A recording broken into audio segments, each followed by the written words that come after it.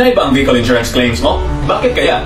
Naaksidente ka na nga at nag-compile ka ng mga requirements pero nung nag-file ka ng claim ng insurance company mo, na-deny. Paano nga ba ito maiiwasan?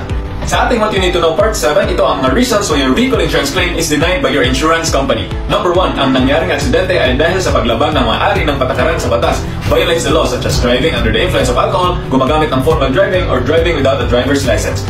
Number 2, ang policy ay hindi nabayaran, expired, or hindi nakapangalan sa inyo. Number 3, if ang cause ng damage ay hindi covered sa vehicle insurance policy mo. Example, if nahulog sa bahang sasakyan mo then wala kang acts of nature coverage, then ma-deny ang claims mo. Number 4, paglabag sa mga kondisyon sa policy. Example, if ang privately insured vehicle ay ginamit mo in delivering goods which is commercial or transporting people for hire, ang inyong claims ay ma-deny. Ito po ay ilan lamang sa mga possibilities na pwede ma-deny ang claims niyo, kaya always ask your agent or any representative from the insurance company. It is important na may makausap kayo palagi if ever may questions po kayo. Wala ka pa bang car insurance? Mag-message na dito for a free insurance quotation.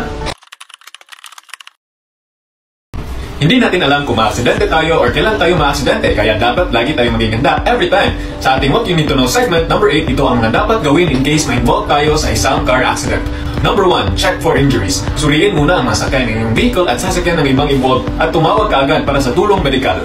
Number 2, call the police. Tumawag sa pulisya upang iulat ng aksidente, lalo na kung may malaking pinsala sa mga sasakyan, injuries o anumang ibang pangkomplikasyon.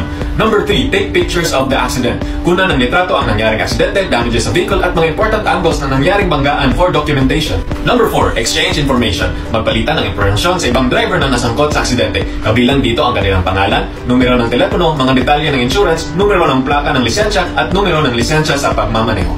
Number 5, seek medical attention. Kahit na hindi ka injured, mahalagang humingi ng medical na atensyon pagkatapos ng aksidente. Ang ilang mga injuries ay maaaring lumabas ilang araw pagkatapos ng aksidente. And number 6, lastly, tandaan na manatiling kalmado, iwasang umami ng kasalanan at makipagtulungan sa pulisya at iba pang mga driver na sangkot ng aksidente at kung maaari, i-report ka agad ang aksidente sa car insurance provider nyo. Now you know, sana makatulong po ang mga tips na ito. At kung wala ka pang car insurance, mag-message na dito para sa libreng quotation. Bye!